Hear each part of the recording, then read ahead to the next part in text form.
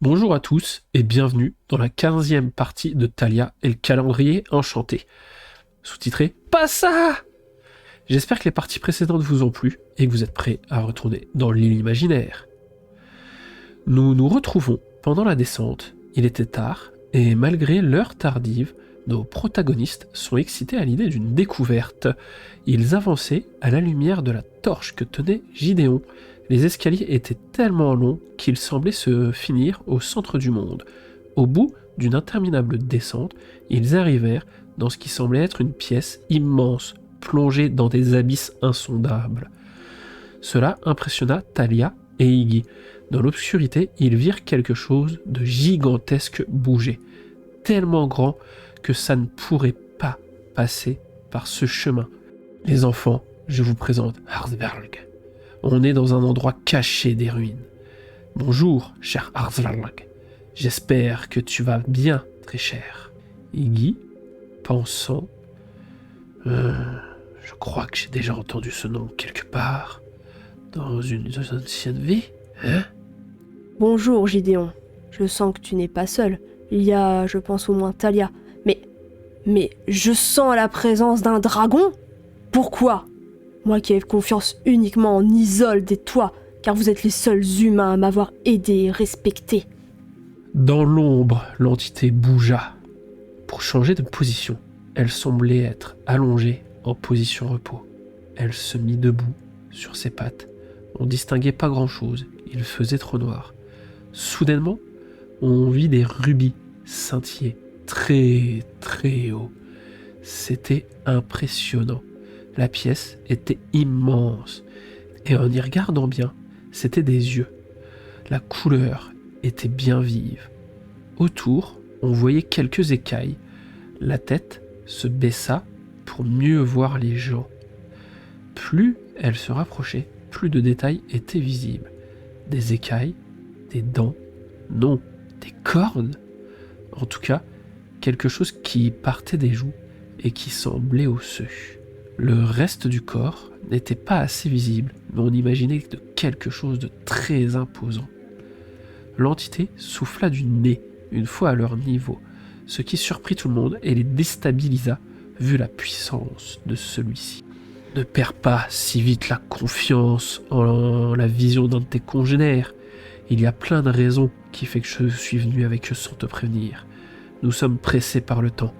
Je sais que tu me comprendras. Et en plus, je te présente le jumeau de ma fille, Iniferus, qui est presque comme toi. Un dragon noir aux yeux rouges. Lui est un dragon noir aux yeux bleus. Thalia a un dragon en jumeau? Et tu me présentes ça comme ça? Tu veux que je mette en garde Iniferus du danger que représentent les humains? Ou tu voulais que je lui cache la vérité? Thalia et Iggy étaient étonnés de voir un dragon au centre de la forêt. Quoi? Comment? Qui? Pourquoi? Depuis quand? Trop de questions. Jamais mon père vous demanderait de nous mentir. Puis Iggy, c'est mon frère. Je serai toujours là pour lui. Iggy, quant à lui, restait bouche bée. Quelques souvenirs lui revenaient. Vous, les enfants humains, êtes mignons. Mais quand on sait ce que vous devenez, je n'ai rencontré que très peu de bonnes personnes chez les fragiles humains. Cher ami, Iniferus, ainsi que Thalia, sont nos enfants, à Isolde et moi-même. J'ai peur que l'inquiétude soit de trop. Cependant, je la comprends. D'ailleurs, je voulais vous préciser, les enfants, on ne voit pas l'extérieur d'ici, et on est rentré en pleine nuit. Alors faites attention, le temps risque de passer très très vite. N'oubliez pas de dormir, de manger, voilà. Et dernière chose, je vais vous laisser vous parler entre vous. Moi, je vais aller penser mes blessures un peu plus loin. Vous êtes assez grand pour parler avec Harzberg. J'ai toute confiance en vous. J'ai un immense respect pour vous, Gideon. Mais quelle que soit l'éducation, les humains ont un libre arbitre. Qui peut en plus influer leurs jumeaux à cause des liens profonds qui les unissent? J'aime beaucoup trop mes parents et mon frère pour faire quoi que ce soit de mal. J'ai déjà assez d'autonomie pour savoir qui je veux et qui je vais être. Par contre, je sais que les paroles doivent être suivies par des actes pour convaincre. Je reviendrai donc aussi souvent que possible avec Iggy pour vous le montrer. Nous ferons tout pour vous montrer qui on est. La confiance, ça se gagne. On ne peut exiger la recevoir sans rien faire. Accordez-nous au moins le bénéfice du doute. Vous avez tous deux raison. Vous avez été bien éduqués en tout cas. J'aime ça. Iggy, je pense que tu souhaites beaucoup partager avec ton congénère. Je vous propose d'aller me coucher près des escaliers. Je vais tomber de fatigue. Je suis très intéressé, mais au pire, on pourra continuer à parler plus tard. Il n'y a pas de problème. Bon repos, petite Talia. Talia fit un bisou à Iggy et alla vers son père, lui dire bonne nuit avant de se coucher. Iggy et Arsvalg parlèrent toute la nuit. Cela raviva beaucoup de souvenirs de ses anciennes vies à Iggy. Au fur et à mesure que les souvenirs revenaient, il grandit, il récupéra quelques pouvoirs de dragon en même temps.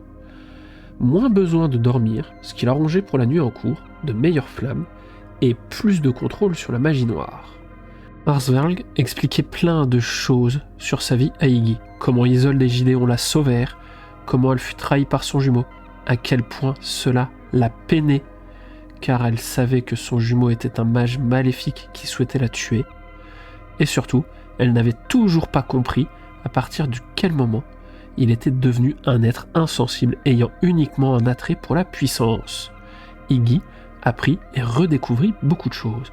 Un mélange de peur et de courage le traversait, que ce soit au sujet du passé ou de l'avenir. Beaucoup de temps était passé, la journée était déjà bien entamée.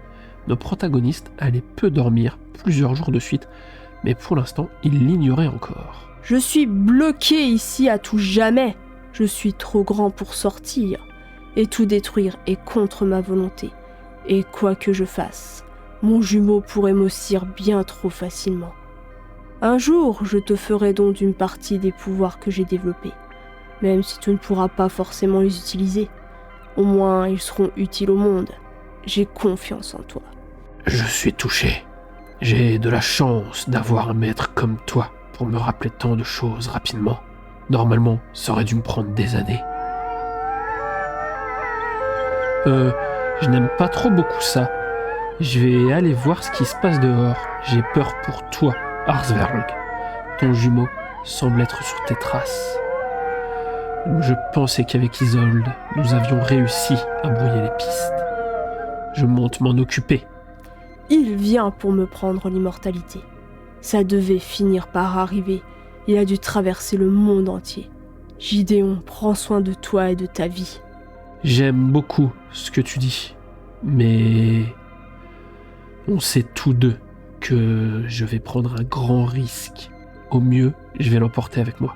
Au pire, tenez-vous prêts à vous défendre. Papa, non!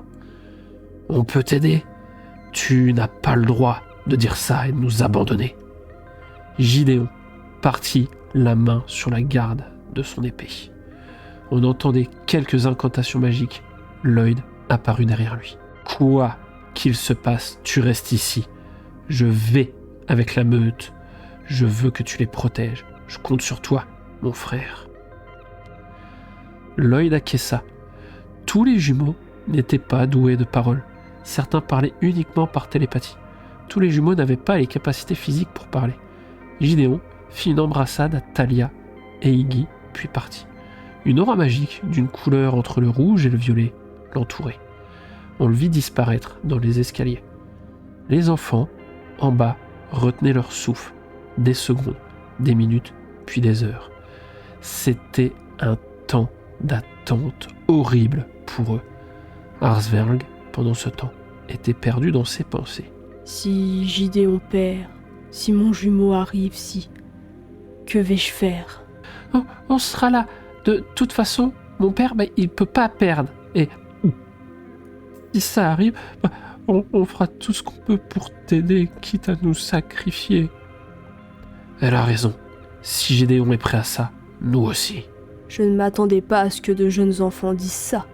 Encore moins une humaine qui n'aurait qu'à sacrifier son dragon pour être immortelle. À quoi bon être immortel sans Iggy, ou même sans les gens que j'aime? Ah, tu as raison. Je n'avais jamais vu ça. Mon jumeau a trop façonné ma manière de penser. Qui l'eût cru qu'un enfant de même pas 10 ans m'apprendrait la chose la plus importante de ma vie? Elle est pleine de surprises. Les bruits du combat s'intensifièrent. Quelqu'un descendait les escaliers. Tous se mit sur leur garde. On put finalement distinguer une longue cape pourpre, des yeux vairons. L'un était de couleur jade, l'autre était d'une brillance inimaginable. On croirait y voir un diamant étincelant. La personne boitait. On sentait en elle une grande fatigue et des blessures récentes liées au précédent combat. Voilà, enfin, Arbark. J'ai mis tant d'années à te trouver. Et maintenant, je suis tellement blessé que je vais avoir du mal à m'occuper de toi. Maudit protecteur de la forêt, il a failli m'avoir. Heureusement, mes chimères ont raison de lui. Maintenant, c'est ton tour, Arbark. Sur ces mots, Talia tomba au sol. « Non! Ce n'est pas possible! Rassurez-moi, il n'est pas... » J'ai peur que... Je peux te donner du détail. Talia était choquée. Au sol, en plein déni, là où Lloyd et Iggy cherchaient comment faire, comment agir face à un ennemi si puissant. Ne faites rien de démesuré. Je m'occupe de tout.